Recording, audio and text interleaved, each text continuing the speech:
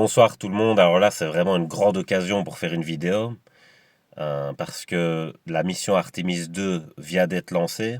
Donc ça y est, les astronautes sont partis vers la Lune. Et depuis très longtemps, ça n'était plus arrivé parce qu'il y a eu le projet Mercury et puis le projet Apollo, puis tout a été abandonné. Donc on se disait que ça ne reviendrait pas de sitôt.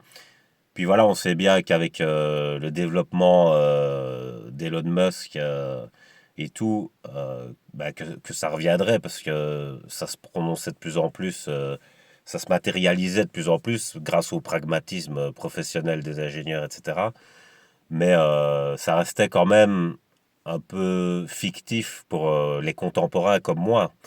Parce que moi, c'est un rêve d'enfant, mais ça restait un genre de rêve lointain. C'est un peu comme dans Apollo 13, on voit Tom Hanks qui est dans le jardin, et il regarde la Lune de loin parce que il est déjà allé tout près.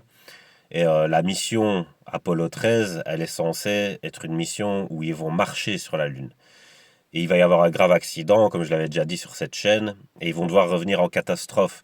Alors ce qui va se passer, c'est qu'ils vont profiter de l'axe de rotation et de la gravité pour être propulsés par la Lune vers la Terre.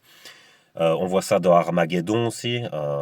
Donc là, ils utilisent ce fait scientifique, on va dire ça comme ça, pour se poser sur l'astéroïde. Mais bon, dans Armageddon, il y a beaucoup de trucs qui sont pas possibles. Je vais pas détailler ici.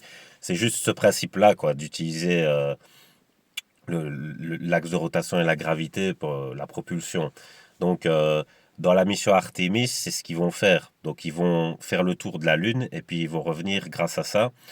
Euh, et en fait, ils vont avoir une mission en plus qui n'a pas encore eu lieu. C'est-à-dire, ils vont essayer d'observer la face cachée de la Lune et de calculer, je sais pas, les coordonnées géographiques, de faire de l'observation pour récolter des informations, un peu comme un GPS le ferait, si vous voulez. Enfin, un peu comme on fait pour alimenter le GPS, plutôt, ce serait plus juste. Et donc voilà, c'est ça leur mission. Et je trouve ça incroyable de vivre ça. Tu vois, c'est maintenant, quoi. Ils ont décollé, donc d'ici quelques heures, quelques jours, ils seront près de la Lune. Tu vois, c'est dingue de vivre ça à cette époque. On n'en est pas encore en 69 avec Armstrong et Aldrin, tu vois, mais quand même, tu vois, c'est quand même déjà exceptionnel parce que c'était enterré un peu, si tu veux. Et donc voir ça, c'est incroyable. Et donc, parce que j'ai connu le film L'étoffe des héros. D'ailleurs, je vais vous faire écouter la musique après, à la fin, pour bien terminer, ça fera un générique. Alors que c'est pas un film de ma génération, parce que c'est sur le projet Mercury. Il y a eu Mercury et Apollo, puis après, voilà, ça a été fini. Et, ce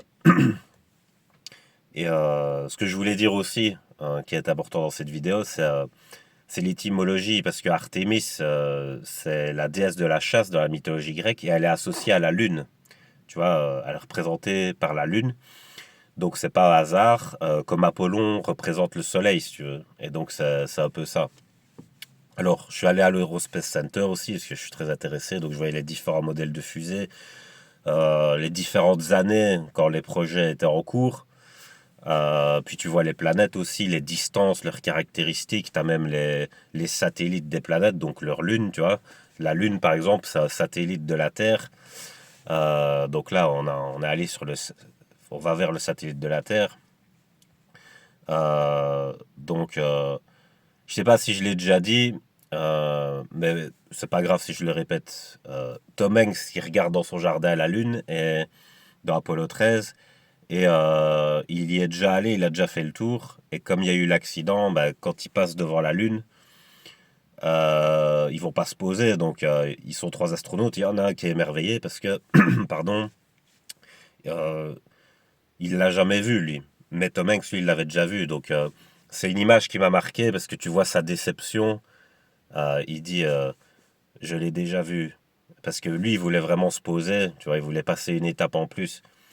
Et voilà. Et je retiens tous ces trucs-là, tu vois, parce que, comme je dis, moi, le ciel, tu vois, t'as les éléments dans la nature, on dit, t'as des éléments, t'as des gens qui sont plus terre, t'as des gens qui sont plus feu, t'as des gens qui sont plus eau, et t'as des gens qui sont plus ciel, tu vois.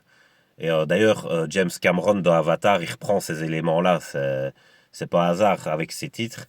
Et moi, je suis plus ciel, tu vois, c'est sûr et certain, c'est mon élément préféré. Et voilà, je voulais vous partager ça. Et c'est tout, j'ai pas grand-chose à dire de plus. Je vais pas aller dans d'autres détails ou quoi pour éviter de dire n'importe quoi. Je vais juste vous faire écouter la fin de, de l'étoffe des héros parce que dans ce film, en fait, bah voilà, ça parle clairement de ça. Ici, c'est Gordo Cooper qui va partir seul dans une navette et qui va faire 22 fois le tour de la Terre. Voilà, parce que c'était pas encore les projets lunaires. Et il y a eu des accidents dans le domaine spatial, malheureusement, parce que c'est un domaine vraiment où le manque de précision est impardonnable. Donc, il y a eu Challenger et dans les projets Mercury aussi, il y a eu un accident, je sais plus exactement, mais voilà. Et dans ce film-là, il y a un des acteurs qui est le fils d'un vrai astronaute. Et lui, il est devenu acteur. Et il joue le rôle de son père. C'est incroyable. Donc voilà. Et je vais terminer là-dessus. Et puis je vous laisserai passer une bonne nuit. The Mercury program was over. 4 years later, astronaut Gus Grissom was killed, along with astronauts White and Chaffee, when fire swept through their Apollo capsule. Ouais, voilà. But on that Vous comprenez glorious l'anglais. day in May 1963, Gordo Cooper went higher, farther, and faster than any other American. 22 complete orbits around the world. He was the last American ever to go into space alone. And for a brief moment, Gordo Cooper became the greatest pilot anyone had ever seen.